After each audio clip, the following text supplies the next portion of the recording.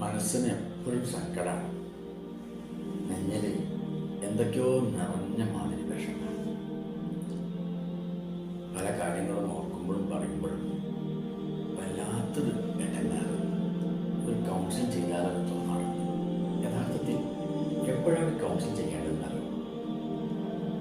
നമ്മുടെ ഈ പ്രയാസങ്ങൾ, ടെൻഷൻ, നിരാശ, വേദന, ആൻസൈറ്റി പോലുള്ള പ്രയാസങ്ങൾ നമ്മുടെ നിത്യജീവിതത്തെ, അതായത് പഠനം, ജോലി, അതുപോലെ തന്നെ പരസ്പരമുള്ള റിലേഷൻസ്, ഇതിനെയെല്ലാം ബാധിക്കുന്ന രൂപത്തിൽ ആയി മാറുന്നുവെങ്കിൽ അപ്പോഴാണ് നാം ഒരു കൗൺസിലിങ്ങിന് വിധേയമാകേണ്ടത്.